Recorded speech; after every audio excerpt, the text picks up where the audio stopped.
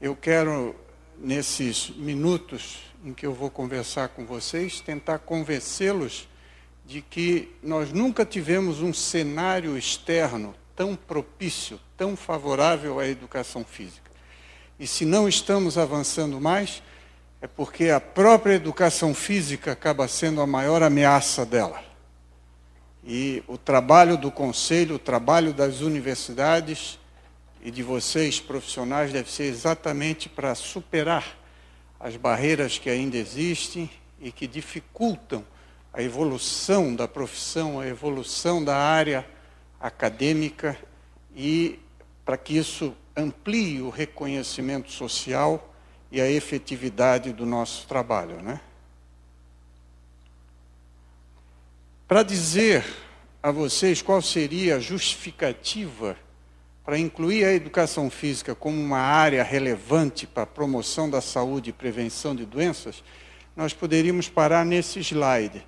Isso é um jornal do sul do estado, aqui de Criciúma, que pela milionésima vez alerta sobre o aumento do problema da obesidade infantil. E a matéria poderia tratar da obesidade juvenil, da obesidade entre adultos e de todas as comorbidades que estão associadas a esse excesso de peso no Brasil e no mundo. E, como vocês sabem, nós estamos perdendo de goleada a batalha contra o excesso de peso no planeta. Então, ali diz que preocupa médicos, mas nós poderíamos dizer, preocupa muito os próprios jovens. Nós temos uma geração que cada vez mais está atrás de um computador ou de um iPhone e criando uma personalidade virtual que é absolutamente antinatural e diferente do comportamento dessas crianças e jovens quando estão no meio social aberto. Então, há uma preocupação com a imagem corporal, com a autoestima, e são fatores que estão diretamente ligados ao trabalho que o profissional de educação física pode fazer, em particular o professor de educação física na escola, para que essas crianças e adolescentes possam se reintegrar, quem sabe, ao convívio do mundo real, que se tornem cada vez mais participantes e menos espectadores ou participantes virtuais do esporte, das batalhas intergalácticas e etc., que acontecem hoje nas telinhas, né? Os pais estão muito preocupados, porque um pai que leva uma criança de 5, 6 anos a um bom pediatra, ele vai perceber que o pediatra começa a acompanhar pressão arterial de crianças a partir dos 3 anos de idade. Essa é a recomendação atual das sociedades de pediatria no mundo inteiro. Por quê? Porque as mudanças de hábitos dos últimos 50, 60 anos, e que se acentuaram no final do século XX, estão levando a mudanças no perfil das doenças que antes eram consideradas de adulto. E até porque a maioria das chamadas doenças da civilização, doenças cardiovasculares, diabetes, os vários tipos de câncer, eles são construídos, essas doenças são construídas no nosso organismo por décadas. Um dos primeiros estudos que mostrou isso foi um estudo americano que fazia autópsias nos soldados que morriam na Guerra da Coreia, nos anos 50.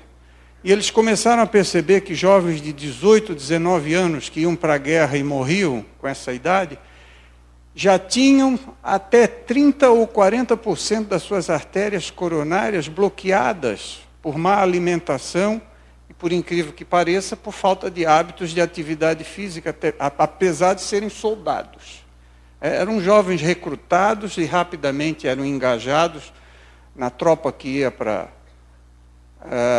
a Coreia, etc, etc. Então, esses estudos e outros com crianças começaram a mostrar que os hábitos desde a infância moldam o estilo e a qualidade da vida das pessoas na meia-idade e na velhice. E ao longo do tempo isso vai sendo amplificado em importância, né?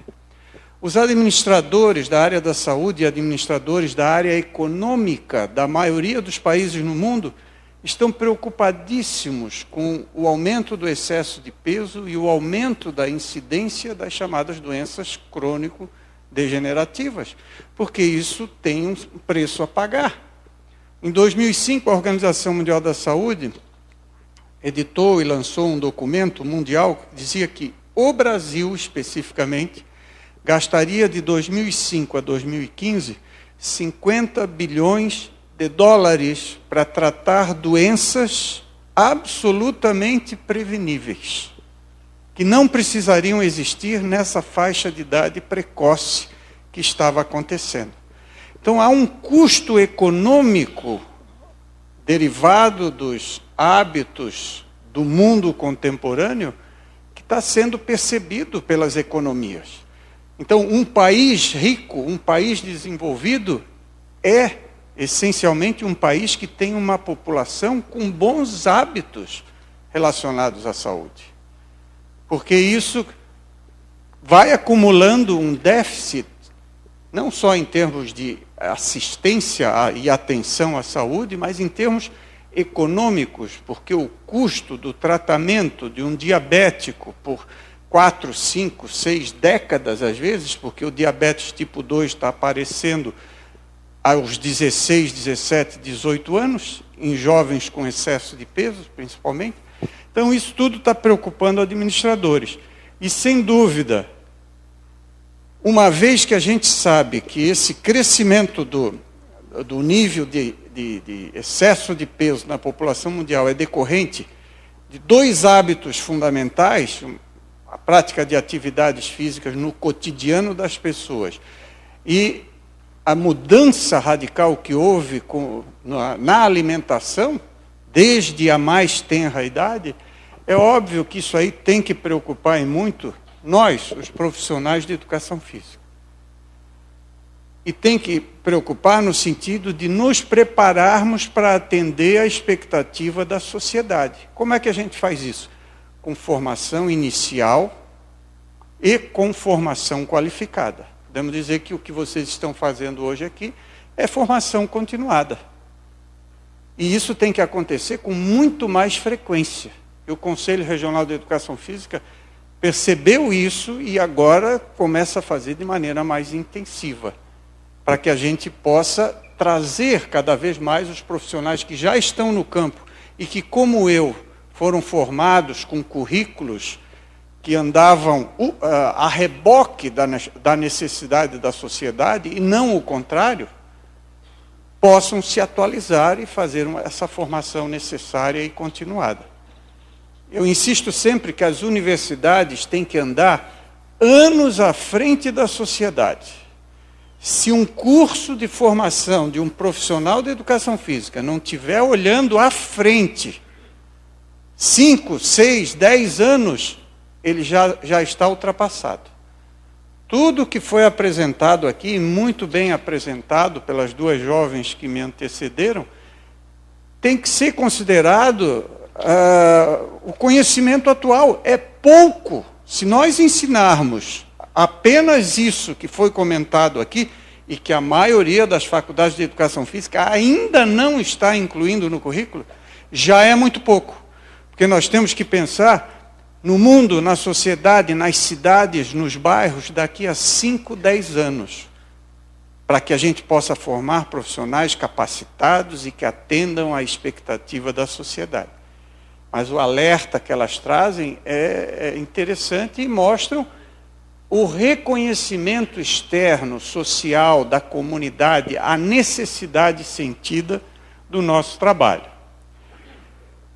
Eu quero, numa parte inicial, continuando essa parte inicial, falar um pouquinho de história. E alguns de vocês aqui, que são talvez quase da minha idade, alguns que entraram na universidade ao mesmo tempo, ou um pouco depois do que eu entrei, vão se identificar com isso. A minha vida útil, o meu prazo de validade na educação física venceu no início desse ano. Completei 40 anos de envolvimento direto com a educação física.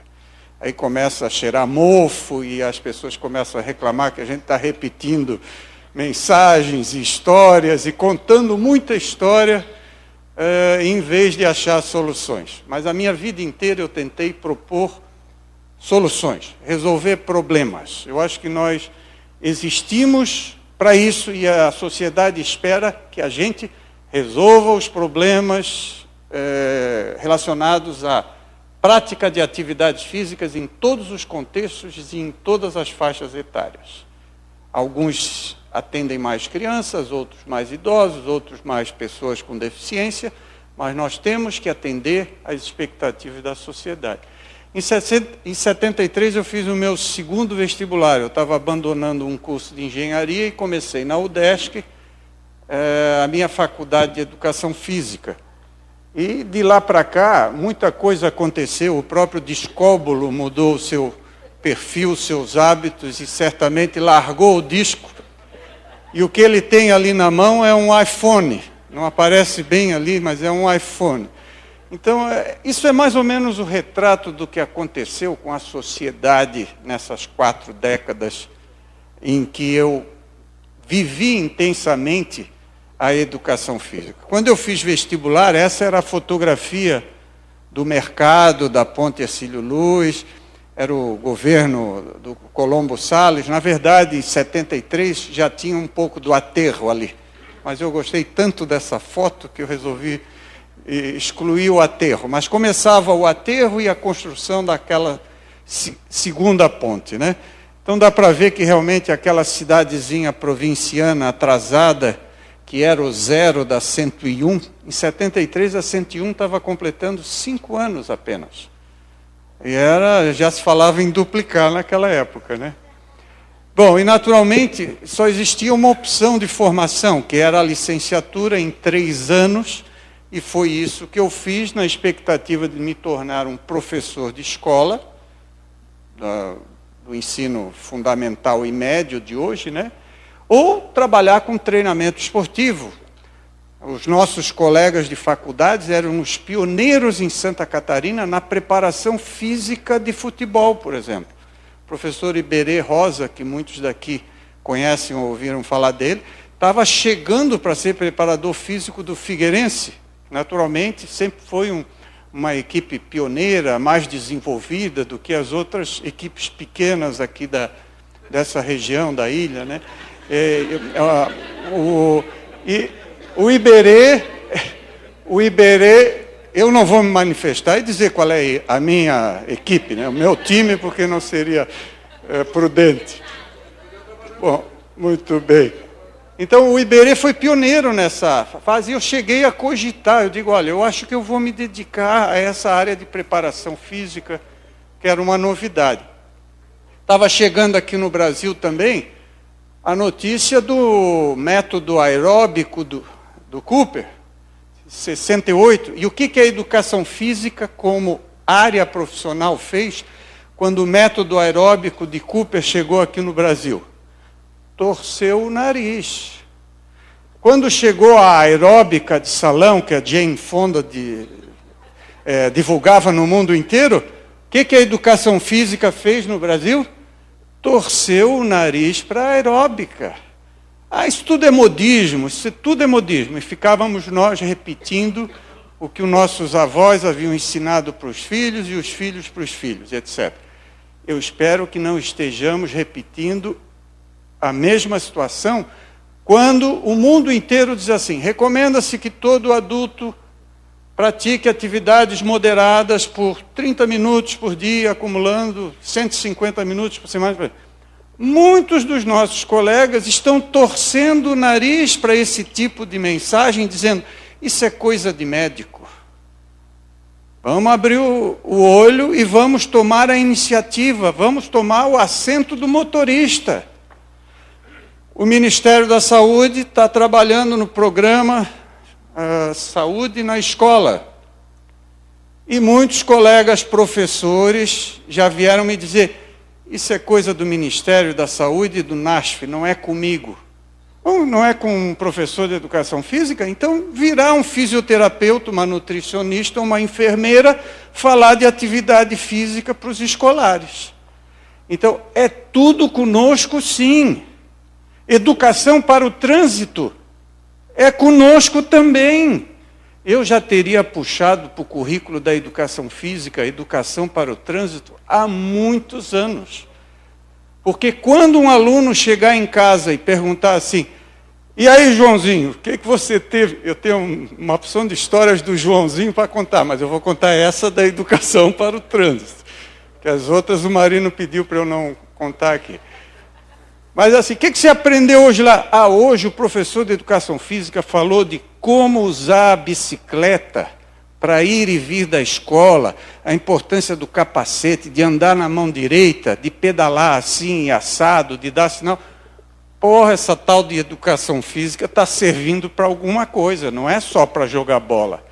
Então, jogar bola, iniciação esportiva, condicionamento físico, avaliação de aptidão física, isso tudo continua como de extrema relevância na educação física. Mas nós temos que avançar. Nossos alunos estão querendo subir em parede, dançar street dance, andar de skate, fazer surf, e não sei mais o que, slackline, e nós estamos propondo handebol às vezes, etc, etc. Isso vale para as academias, vale para as escolas, vale para qualquer contexto onde a gente esteja trabalhando. Nós temos que ouvir mais a sociedade, avançar na nossa qualificação, atualizar nossos conteúdos, avaliar melhor o nosso trabalho, para que toda essa expectativa social, e que é grande a partir da educação física, possa ser retornada na forma de trabalho competente, trabalho qualificado, como certamente que é o que vocês fazem. Bom, essa época da década de 70, do início dos anos 70, era a época das quadras de cimento. E nessa época predominava, de fato, o método desportivo na educação física, que tinha o pecado de focar exclusivamente nas modalidades esportivas tradicionais, mas tinha a virtude de ser um método, com progressão de conteúdos, propostas avaliativas, você passava por etapas e saía da escola com a iniciação esportiva necessária para um lazer esportivo. Os tempos mudaram, mas a gente conseguiu bagunçar o currículo de educação física de tal maneira que os profissionais que estão lá na escola acabam se sentindo meio sem rumo. Não que não saibam da área, conhecem da área, mas muitas turmas, muitos alunos por turma, às vezes dificuldades de implementos e instalações e falta de orientação curricular. Falta uma orientação mais aplicada. E vocês tiveram, com certeza, uma excelente palestra, mais do que uma, hoje de manhã. Eu não assisti, porque eu já assisti umas 4 ou 5 vezes a palestra da professora Maria Ramalho. Ela estava aqui ainda há pouco. Está por aí, ela está me ouvindo. Ela saiu porque ela já ouviu a minha também umas 4 ou 5 vezes. Então, mas de qualquer maneira, essas coisas a gente tem que lembrar e avançar. Então essa era a época do conga. A gente comprava conga para praticar esporte, jogar vôlei, e não importava se era futebol, handebol, era conga. Até que surgiu com a evolução tecnológica o quichute, que era uma porcaria, diga-se de passagem, riscava os ginásios, era um horror para quem administrava um ginásio de esportes. E provocava entorse, etc, etc. Mas o bacana é que ele vinha com um cadarço bem comprido para a gente amarrar ao redor do tornozelo. Era um detalhe importante de segurança, mais ou menos como o cinto de segurança nos dias de hoje, né? Bom, de lá para cá, e eu vou passar como um telegrama, nós vimos surgirem centenas e centenas de cursos de graduação, de formação inicial. No início da década de 70, nós tínhamos 39 cursos de formação em educação física no Brasil. Agora nós temos 37 em Santa Catarina e mais de 1.300 no Brasil. Nós somos campeões mundiais de cursos de educação física.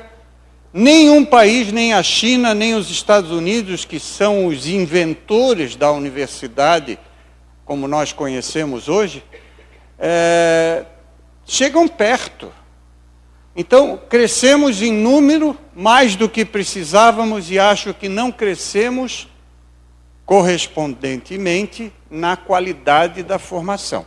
Existem ótimos cursos e existem péssimos cursos formando profissionais de educação física. Para nossa felicidade, a pós-graduação estrito sensu, os programas de mestrado e doutorado, que começaram na década de 70, no final dos anos 70, com o curso da USP, começaram com a tutela da CAPES, que era um órgão que avaliava a implantação e avaliava periodicamente, e avalia até hoje, e dá crédito, e cobra, e fecha. Eu fiquei por uns 10 anos na equipe de avaliadores da CAPES de pós-graduação. Nesses 10 anos, a nossa avaliação fez com que 3 programas de mestrado no Brasil fossem fechados pela má qualidade. Falta isso na graduação. Os bons cursos têm que ser supervalorizados. Aqueles que não progridem, não melhoram e formam mal, têm que fechar como qualquer empresa, porque a maioria desses cursos são empresas. E tem que ser consideradas como isso. Se o produto é ruim, fecha a empresa. Na área educacional, e eu não considero educação um negócio, mas a realidade do mundo é essa. Educação é um grande negócio. Os grupos de pesquisa vieram atrelados a essa pós-graduação. E a educação física conseguiu ganhar um status ímpar. Nós somos uma das áreas da saúde mais produtivas, com mais eventos científicos e de boas qualidades, e com publicação internacional de destaque. Então nós temos vários, e na área de atividade física e saúde, um dos núcleos pioneiros foi o nosso aqui da Universidade Federal, criado em 91. As áreas de atuação foram ampliadas de uma maneira que hoje a gente não consegue fechar o rol de possibilidades de trabalho do profissional da educação física. Se vocês começarem a anotar, só o que nós ouvimos nas 2 apresentações anteriores já dá para ter ali a noção de que o profissional trabalha com saúde mental, com emagrecimento, com distúrbio de comportamento, com condicionamento de atletas, com orientação para a caminhada. Precisa orientação para a caminhada, porque os nossos jovens adultos estão descoordenados até para caminhar às vezes, porque está faltando desde lá no início um currículo que oriente bem, ajude o profissional, o bom profissional, a orientar as crianças e jovens a desenvolver coordenação, lateralidade, equilíbrio, habilidade para o salto, segurar uma bola e pular num pé só. Quem vê os nossos calouros chegando hoje nas faculdades de educação física fica preocupado. Porque nós temos uma geração, e a tendência não é melhorar muito não, uma geração que sabe tudo de controle remoto e, como é que chama o controle remoto do videogame? Joystick. Mas aí quando você põe uma bola de fato real, no mundo real, com obstáculos e alternância de movimentação, as coisas começam a se tornar tarefas quase impossíveis. E, rapidamente, a quantidade de livros publicados foi multiplicada por 1000. Na nossa faculdade, em 73, nós tínhamos 3 títulos de livros. O resto era apostila, copiada do Exército, cadernos do Dead Mac, realmente, como diz o Marino. Mas nós tínhamos 3 livros publicados em português e que serviam para nós lá. Depois foi melhorando e hoje nós temos centenas de novos títulos por ano. Ótimos, mais ou menos, e péssimos. Cabe a gente e aos professores das faculdades, etc., saberem escolher e buscar essa qualidade. Revistas especializadas nós não tínhamos, porque não tinham o que publicar, a não ser comentários e relatos de viagens de alguns treinadores que iam para o exterior. E alguma discussão técnica sobre... Claro, tem que se fazer alguns parênteses. No início dos anos 70, ainda havia um trabalho que começara 2 décadas antes, do professor Inesio Pena Marinho e de outros pioneiros que tiveram contato com a educação física do exterior e que eram pensadores da boa educação física já nesses primórdios, quando não havia pesquisa nessa área, como a área não tinha um reconhecimento formal, né? O acesso à literatura foi o grande passo. Hoje, qualquer profissional, qualquer aluno, de casa ou da sua faculdade, acessa os periódicos do mundo inteiro, em qualquer língua, e é capaz de ver uma publicação sobre um novo método de treinamento, etc., que vai sair na revista do mês que vem. E isso democratizou. Eu estive em Chapecó, Joaçaba, Videira, etc. Em todos os municípios onde eu fui, todos os alunos das faculdades poderiam sentar num computador ligado à internet e acessar a CAPES, a parte de periódicos da CAPES, e baixar os artigos mais recentes de qualquer assunto, de qualquer tema. Então, esse foi talvez o maior avanço e o aspecto que mais tem influenciado a nossa prática de qualidade e a nossa pesquisa. Os eventos científicos melhoraram muito, existem em número gigantesco, ótimos eventos, mais ou menos, e péssimos eventos querendo só tirar o dinheiro nosso, da inscrição, e que não merecem, às vezes, a nossa atenção. O intercâmbio internacional é algo que cresceu também uma barbaridade. Nossas faculdades do interior de Santa Catarina estão mandando estudantes de graduação para Portugal, Espanha, Canadá, etc. Nos anos 70, nem sonhar com uma coisa dessa.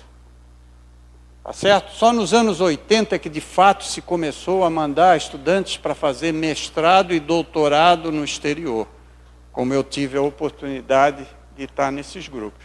E sem dúvida nenhuma, o reconhecimento, a formalização da educação física como área profissional fez com que muitas dessas coisas pudessem acontecer. Nós somos uma disciplina escolar por força de lei e por reconhecimento social.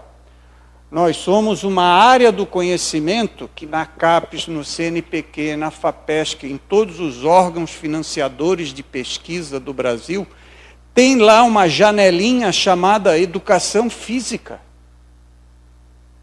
Educação física, financiamento, dinheiro, etc., específico para isso. Agora nós somos uma área no Ministério da Saúde chamada educação física. E somos uma profissão regulamentada. Isso não é pouca coisa. Alguém, a Michele já deve ter mencionado hoje cedo aqui, eu saí quando ela estava começando a falar, que nós temos milhares de ocupações. Nós temos por volta de 40 ou 50 profissões regulamentadas no Brasil apenas.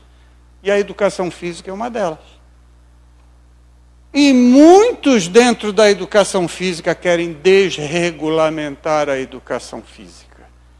Querem que a educação física não seja uma profissão. Vocês acham que são poucos? Não, são muitos ainda. E dia 9, sexta-feira, tem formatura à noite na Universidade Federal de Santa Catarina, E já ouvi nos corredores que vai haver uma manifestação contra a profissão. Contra a regulamentação da profissão, contra a existência de conselho profissional. Você atuar numa área que tem conselho profissional é um privilégio num país como o nosso. Significa que você faz parte desse grupo seleto que tem uma ordenação que protege a sociedade, protege os bons profissionais e caça o mandato, ou tenta caçar o mandato de quem está usurpando ou é mau profissional. É isso que a sociedade espera dos conselhos. O conselho não é o formador, mas o conselho é aquele que dá o suporte profissional para que a sociedade seja bem servida por esses profissionais. Só para vocês, para quem não sabe ainda, nenhum outro país do mundo tem essa estrutura da educação física que nós temos no Brasil. Em muitos países existe a disciplina na escola. Em alguns países existe uma área acadêmica. Mas profissão regulamentada, uma área acadêmica, uma disciplina escolar chamada educação física, que trata da atividade física do ser humano como seu objeto de estudo e de intervenção, apenas o Brasil. E aí a gente, quando vê o conceito básico de atividade física, às vezes as pessoas param nessa primeira parte. Atividade física é qualquer movimentação corporal voluntária que tenha níveis de gasto energético acima do repouso. Então, qualquer coisa que envolva atividade física é do métier do profissional, do pesquisador de atividade física. Mas desde o início, há mais de 30 anos, eles esquecem de complementar os críticos. O conceito de atividade física, além de ser qualquer movimento corporal voluntário realizado pela musculatura esquelética, a atividade física é um comportamento humano com características biológicas e socioculturais. E essa complementação é importante porque hoje nós sabemos que você pode até começar um programa de exercícios por motivos biológicos ou motivos médicos, mas você só se mantém ativo ao longo da vida por razões socioculturais. O que segura o aluno na disciplina Educação Física?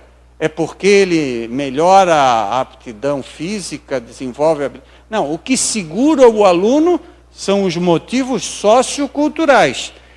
Ele se sente bem, melhora a autoestima, ele corre mais rápido, então ele fica satisfeito por correr mais rápido, por ter mais coordenação, por marcar gol, por ter um grupo, etc. O que mantém as pessoas nas academias? Eu quero emagrecer, eu quero tirar celulite, eu quero aumentar a circunferência, o diâmetro também de coxa, braço, etc, etc. Mas isso só serve para manter a pessoa algumas semanas na academia. Quem se mantém por muitos meses ou anos fazendo exercícios em programas regularmente é porque achou benefícios de ordem sociocultural. Eu faço amigos, eu tenho amigos, eu me sinto bem, lá eu aprendo coisas interessantes, eu me divirto. Depois do joguinho, eu tomo uma cerveja e como um churrasco com os amigos, etc, etc. E nós temos que nos conscientizar disso e entender mais do ser humano por inteiro. E é isso que as faculdades, em geral, estão tentando fazer com os novos currículos. Então, a atividade física, ela aparece nesses 4 contextos. Claro que nós trabalhamos muito mais com o contexto do lazer, com o contexto da escola, mas nós hoje trabalhamos com o deslocamento diário das pessoas. Nós temos que ser profissionais que entendam que o deslocamento diário do ser humano hoje passou a ser muito importante para a saúde das pessoas em geral. Quem caminha e pedala está fazendo talvez ali uma atividade física promotora da saúde que ele não tem tempo ou dinheiro para fazer nas academias, ou depois do trabalho, ou no intervalo do trabalho.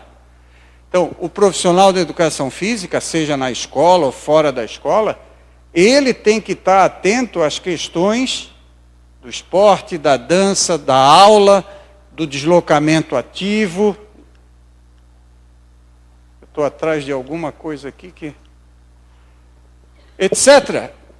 Às vezes não passa pela nossa cabeça que a maneira que o aluno usa para ir de casa para a escola e da escola para casa é parte do currículo escolar.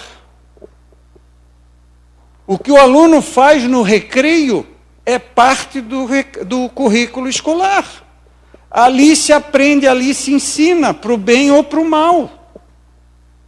Então, o profissional, no caso o professor de educação física na escola, tem que entender currículo de educação física como aquilo que acontece nos 45 ou 50 minutos de aula, ou 60, e tudo que acontece na vida do escolar que envolva a atividade física, desde que ele sai de casa, caminhando ou pedalando para ir para a escola, o que ele faz no recreio, o que ele faz no tempo antes das aulas, etc.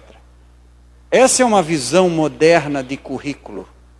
Não tão moderna, mas que ainda não foi adotada. E isso vale para qualquer disciplina. O currículo é muito mais do que o que acontece nos 50 minutos de aula. E é claro que nós temos a nossa formação muito mais voltada para essa especificidade dos exercícios físicos, do esporte, jogo, dança, artes marciais, etc. Algumas coisas são preto no branco, é nosso e boi no lambe, e tem um monte dessas atividades que são da área cinza, como bem foi colocado. Tem coisas, exercícios de reabilitação que são da área cinza. Ou o profissional de educação física ou o fisioterapeuta podem muito bem desenvolver certas atividades. E isso acontece com o médico, com o terapeuta ocupacional, etc, etc. Tem coisas, os profissionais de dança que não são da educação física, que é difícil a gente lidar com isso na questão do conselho. Mas dança está na área cinza. Artes marciais, luta, judô, jiu-jitsu, karatê, etc. Isso está na área cinza. Significa o quê? Nós, se tivermos competência e formação, podemos sim atuar nessas atividades da área cinza. Mas não queiramos ser donos, porque uma pessoa que vem de 10 gerações de famílias japonesas, que aprende e ensina judô e se muda para Florianópolis, você tem que entender que essa pessoa tem uma história de vida e competência para ensinar judô. E fica complicado e é difícil para o conselho, e os conselhos estão começando a buscar formas de discutir o que é preto no branco. Se tiver alguém abrindo uma escolinha de futebol para trabalhar com adolescentes e não tiver registro no CREF, etc., tem que mandar o promotor, tem que mandar cair de pau e tirar o cara de lá, porque iniciação esportiva é 100% do profissional de educação física. Agora, aula de balé, qual é a faculdade no Brasil que forma bem um profissional de educação física em balé? Eu não conheço, pode ser que Minas Gerais tem uma tradição de dança, etc. Mas aí chega um camarada do Bolshoi, e aí você diz, não, você não tem essas coisas, o conselho está pensando, está discutindo e está modernizando a forma de atuar. E nós temos, tudo isso que eu estou falando é para ficar uma mensagem clara. Nós temos que ser nota 10, excelentes profissionais na coluna vertebral que forma a nossa profissão. A educação física escolar, a iniciação e o aperfeiçoamento esportivo, a avaliação da aptidão física, a prescrição de exercícios, etc. Nisso não tem para ninguém, nós temos que ser muito competentes. Será que somos, de um modo geral? Se nós fizermos uma avaliação tipo exame da ordem dos advogados, qual é a proporção dos recém-graduados e dos velhos graduados que tiraria nota 7, considerando essa necessidade de conhecimento e de formação? Isso fica para a gente pensar e discutir, né? E estamos ganhando uma missão a mais em função das evidências das pesquisas. Comportamento sedentário significa ficar sentado. Atividade física significa caminhar, correr, jogar bola, etc. São fisiologias distintas, com efeitos distintos para a saúde. Tem pesquisas mostrando o seguinte: você pode ir para a academia 5 vezes por semana, 1 hora cada dia. Se você tiver um trabalho que é essencialmente sentado, você ganha o benefício do exercício na academia, mas vai ter riscos sérios à saúde pelo excesso de tempo sentado. Fisiologia da inatividade física é diferente de fisiologia da atividade física. Então, as nossas propostas hoje são de favorecer estilos de vida mais ativos e, ao mesmo tempo, trabalhar para a redução do tempo sentado. Tem estudos mostrando exatamente isso que eu falei para vocês. Isso é evidência. Nossas práticas têm que ser cada vez mais baseadas em evidência. A sociedade espera de nós atuação em 3 grandes contextos: no contexto do esporte, da educação e da saúde. Nenhum desses 3 contextos é propriedade da educação física. Mas nós temos uma participação muito relevante em todos os 3 contextos. E isso vale para dentro da escola e para fora da escola. Em qualquer situação, nós vamos ter alguma forma de atuação que nos leve, que nos remeta ao envolvimento com educação, esporte e saúde. Os cursos formam para a saúde, mas nós temos que, diferentemente do pensamento médico, a saúde em que a educação física se envolve é muito mais uma questão pedagógica do que uma questão médica. Pedagógica porque nós trabalhamos com educação em saúde, promoção da saúde, criação de oportunidades para hábitos saudáveis, e isso tudo está dentro daquilo que nós deveríamos saber mais. Pedagogia para uma prática, para um estilo de vida ativo. Como motivar as pessoas, criar oportunidades para que as pessoas escolham modos de vida mais saudáveis. É uma pedagogia distinta da pedagogia escolar específica da aula, mas é uma pedagogia que está pouco presente, por exemplo, nas nossas escolinhas infantis de esporte. O esporte tem uma pedagogia própria que os portugueses, por exemplo, desenvolveram muito bem. Que aqui na Universidade Federal, o professor Juarez Nascimento é um líder nas pesquisas nessa área e que às vezes a gente passa desapercebido. Como na área da saúde, nós temos que entender muito de pedagogia. As equipes multidisciplinares que promovem hábitos de atividade física deveriam sempre consultar quem entende de processos pedagógicos que levam à mudança de comportamento. Porque a essência do nosso trabalho está voltado à mudança de comportamento. Então, na educação, o que a sociedade espera de nós é que nós sejamos competentes para educar para um estilo de vida ativo, agora e no futuro. E nós temos que rever nossos currículos e o que nós fazemos nas nossas aulas para ver se a gente está contribuindo com essa expectativa. Na área esportiva, eu não estou preocupado se o treinador do Avaí ou do Figueirense tem carteirinha. Eu estou preocupado é que todas as crianças e jovens sejam orientadas por profissionais competentes registrados no Conselho Profissional da área.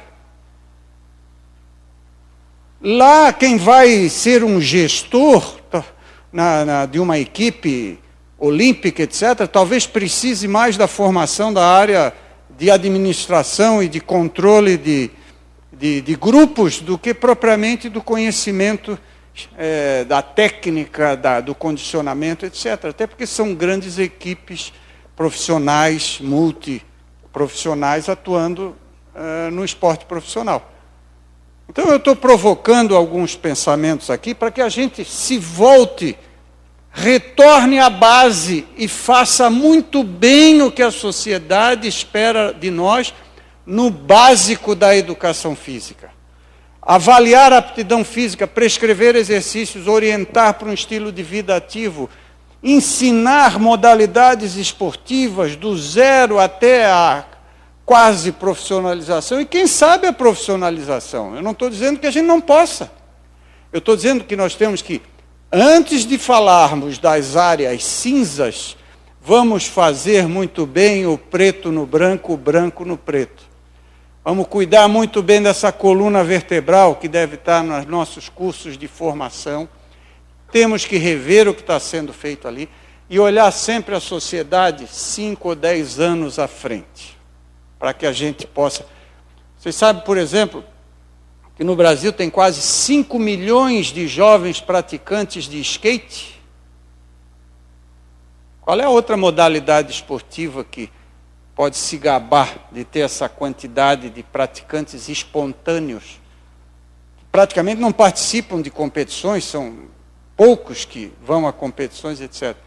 O que é que a educação física está fazendo para que os jovens que gostam de skate possam praticar melhor e aprender mais rápido? Quem é aqui que sabe andar de skate?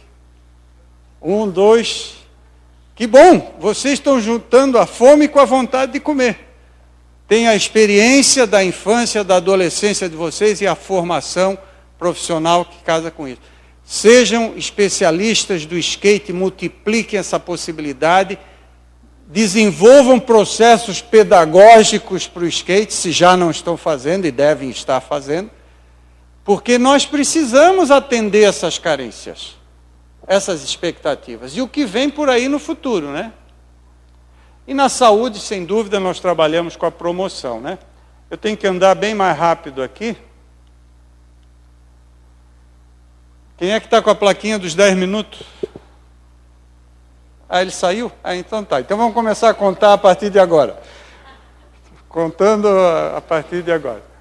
Bom, claro que boa saúde, como dizia o comediante lá, é o que interessa. Na verdade é mentira. Boa saúde é uma das portas para aquilo que interessa. O que interessa é ser feliz, o que interessa é ter boa qualidade de vida, é realizar os projetos de vida que nós temos. Boa saúde é um caminho... Puta, vai... Tá bom. Boa saúde é o grande, ou um dos caminhos principais para que a gente possa realizar as nossas expectativas na vida. Então nós temos que entender isso assim. E não é meramente a ausência de doença, é importante para o indivíduo, para a comunidade e é importante para a nação, a boa saúde das pessoas. E é uma dimensão importante da qualidade de vida, mas não é sinônimo, é um conceito muito menor do que qualidade de vida. Senão, jovens saudáveis e ricos no Japão e na Dinamarca não cometeriam suicídio.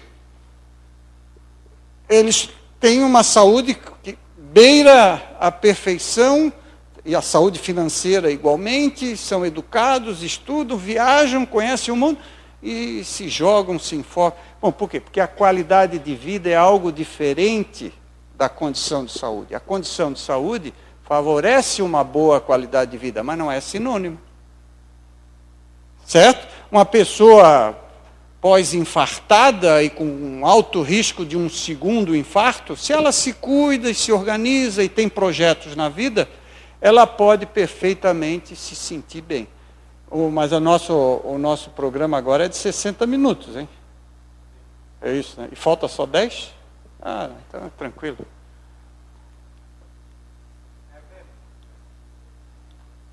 Foi o que eu gastei 10 minutos até agora. Claro que nós sabemos que 60% das causas de morte hoje no planeta são decorrentes dessas principais doenças crônicas ali, já mencionadas aqui anteriormente. E essas doenças têm alguns fatores de risco que a gente chama de intermediários, que é do métier das nossas colegas também.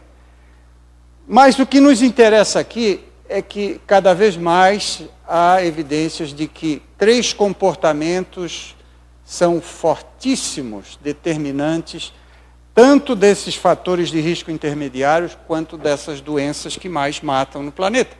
Morrem 60 milhões de pessoas por ano no planeta, e 60% dessas doenças são decorrentes de doenças vinculadas de fatores vinculados ao estilo de vida das pessoas. Então, quem é que trabalha com mais competência e com mais abrangência na promoção de estilos de vida saudável?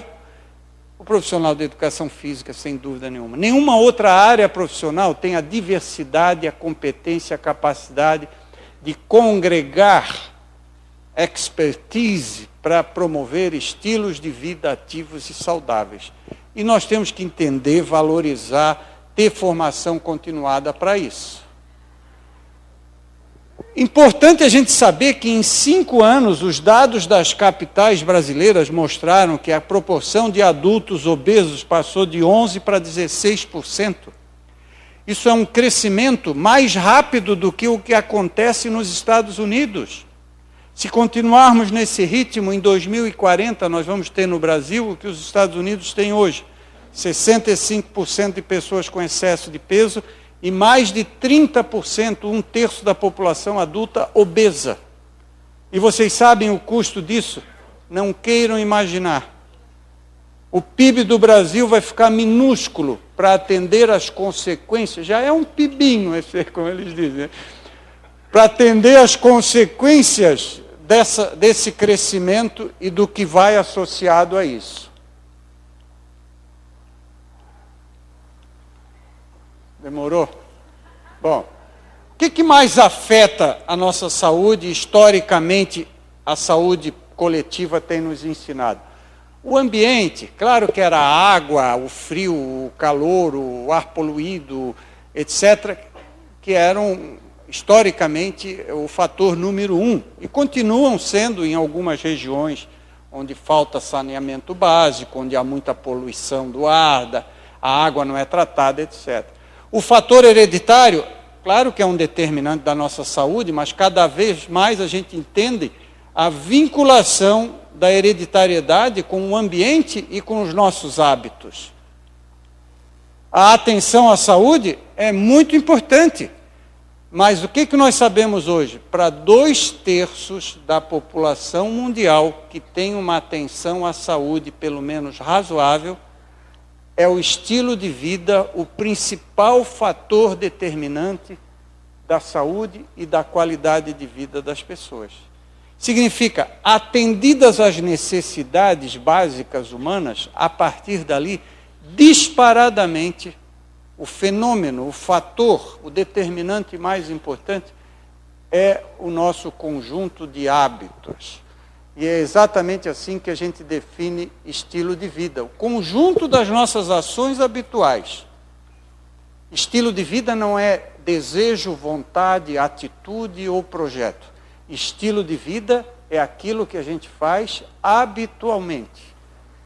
E o que nós fazemos por hábito é construído a partir da nossa história, do conhecimento, das atitudes, dos valores, que só podem se transformar em ações habituais se existirem oportunidades na nossa vida. Essa é a realidade, e é para isso que nós trabalhamos, para desenvolver conhecimento, atitudes, construir valores e descobrir e oferecer oportunidades para que as pessoas escolham hábitos mais saudáveis. Nós não escolhemos pelos outros. Nós abrimos a conscientização, nós tornamos hábitos esporádicos, quem sabe em hábitos mais permanentes, né? Esse é um modelo que a gente constrói, alguns de vocês conhecem, quem foi meu aluno conhece, que é exatamente para avaliar e promover estilos de vida mais saudáveis, a partir dessas variáveis que vão além da atividade física habitual. O profissional de educação física cada vez mais está se tornando um profissional com a responsabilidade de promover estilos de vida saudáveis. Tem que saber muito de atividade física e bastante daqueles outros 5 fatores que estão aí colocados, os outros 4. Para que a gente possa, com competência, participar de equipes multiprofissionais, multidisciplinares, discutir a pessoa por inteiro, seja ela um aluno ou não. Bom, eu vou pular isso aqui, mas isso aqui só mostra o seguinte: segundo a Organização Mundial da Saúde, se nós conseguíssemos reduzir a proporção de pessoas inativas no planeta, mudar aquele triângulozinho ali para um triângulo menor, se reduzíssemos 10% na proporção de pessoas inativas, nós reduziríamos em 533 mil mortes por ano a lista de falecidos precoces. Se nós formos mais arrojados e conseguirmos reduzir de cada 4 indivíduos inativos, agora pode guardar esse papel que eu não vou mais conseguir os 5 minutos. Não, eu acelero aqui. Isso mostra o custo em vidas e o custo econômico para nações. Isso é dado de lá. Vejam, eu gosto muito desse estudo aqui, que pegou 3.000 pessoas com altíssimo risco de diabetes. Já eram obesos, tinham história familiar, a glicemia já era elevada, mas ainda não eram diabéticos. Foram acompanhados de 3 a 6 anos, conforme eles chegavam na unidade básica de saúde. Alguns não mudaram o peso nem o padrão de atividade física. Alguns conseguiram incorporar por semana 150 minutos de atividade física moderada. O que significa? Ir para o trabalho 15 minutos caminhando rápido na segunda, voltar 15 minutos caminhando rápido, segunda, terça, quarta, quinta e sexta. 150 minutos de atividade física moderada. Nós não vamos orientar isso para as pessoas, porque senão nós vamos perder o emprego na educação física. Que bobagem. Eu já ouvi isso de alunos e de profissionais. Nós temos que orientar, sim, cada pessoa que tirar a bunda do sofá é um cliente em potencial para o profissional de educação física, nos esportes, na academia, nas corridas de rua, seja lá onde for, na dança, nas artes marciais. Nós temos que trabalhar, antes de mais nada, com esse grupo que precisa sair de lá, né? O que aconteceu com isso aí? Redução de 58% nas chances de se tornar diabético só porque as pessoas conseguiram fazer essas 2 modificações simples. Primeiro, acrescentaram 150 minutos por semana de atividade física moderada e reduziram de 5 a 7% o peso corporal. Difícil isso de fazer? Claro que não é. É mudança de hábitos moderado. Esse estudo aqui é o campeão para mim, porque trata de um acompanhamento de 20 mil pessoas de meia idade para idosos, durante 14 anos, na verdade, ali diz 11. E eles consideraram medidas de comportamentos positivos. Eles viram as pessoas que não fumavam, que tinham ingestão moderada de álcool, consumo de frutas durante a semana e atividade física moderada. Eu tenho os 4 comportamentos. Quem é que tem os 4 comportamentos dali? Espero que todos levantem a mão. 3 comportamentos desses aí. Muito bem. Nenhum. Sai. Não, pelo contrário, se tivesse alguém levantado a mão, essa é a pessoa que tem que ficar. Porque a gente acaba chovendo no molhado e falando para vocês que já vieram para cá porque têm consciência da importância da área, porque leem, etc. Mas a gente acaba falando para vocês aquilo que quem deveria ouvir é quem não veio, né? Mas não faz mal. Bom, mas vamos às conclusões. Essas 4 curvas aqui, elas mostram, a curvinha azul claro, as pessoas, a mortalidade das pessoas que tinham os 4 comportamentos. E aqui a vermelhinha, a mortalidade nesses 14 anos das pessoas que não tinham nenhum dos 4 comportamentos. Acompanhamento de 14 anos. Opa! A diferença final deu 14 anos aproximadamente de sobrevida. 4 comportamentos simples de incorporar fizeram com que a sobrevida no grupo que tinha os 4 comportamentos em relação aos que não tinham nenhum, chegasse a 14 anos. A predição de mortalidade em qualquer período era de 4 vezes menor para quem tinha os 4 comportamentos. Quer dizer, ter 3 é melhor do que 2, 2 melhor do que 1 e, obviamente, 1 melhor do que não ter nenhum dos positivos. Bom, isso aqui já foi falado, nós viramos profissão da saúde, nós fomos incluídos nos NASFs e nos grupos de atenção primária à saúde, e o CREF mudou também. A missão do CREF, decisão do colegiado, do conselho desse ano, passou a incluir esse texto. A missão do CREF 3 em Santa Catarina é garantir à sociedade o direito constitucional de ser atendida na área de atividades físicas por profissionais de educação física qualificados, nos contextos da educação, da saúde e do esporte, com práticas baseadas em evidências. Significa cada vez menos improvisação, cada vez mais boa fundamentação. Há 10 anos atrás, nós fomos perguntar para os profissionais que atuavam na área da saúde como pioneiros, o que eles achavam da atuação e quais eram os problemas. A maioria atuava em academias, clínicas e hospitais. Isso há 10 anos atrás. Achava que o que eles faziam era avaliar, prescrever e orientar. E reclamavam principalmente da formação deficiente, porque não havia nada que os orientasse para o SUS, como você mesma falou na tua formação. Nós vamos realizar, pelo menos em Santa Catarina, um estudo atualizando essas informações. Precisamos. Tem um estudo lá da menina da Bahia, né, que você citou aqui, já é da Sueila, mas é estritamente focado em quem atua no SUS, no NASF, etc. Mas atuar na saúde extrapola isso, vai para a Unimed, por exemplo. Quem atua na Unimed não entrou no estudo da Sueila, porque o foco dela era outro. E aqui a nossa intenção é pegar todos os profissionais registrados para saber, você atua na área da saúde, aonde, que deficiências na formação você identifica, o que deveria ter, o que foi bom, o que é bom, o que falta, etc. Isso seria muito interessante para a gente acompanhar. Reclamava-se muito de falta de experiência para atuação multidisciplinar, multiprofissional. E hoje isso está resolvido, em parte, com os PETs, os estágios, etc. E tem que ampliar muito esse tipo de experiência, né? Disciplinas que eram mais mencionadas, onde é que obtinham informação, e a dúvida é, como é que nós estamos em 2013? Pode mostrar a placa de 1 minuto agora, ô nojento?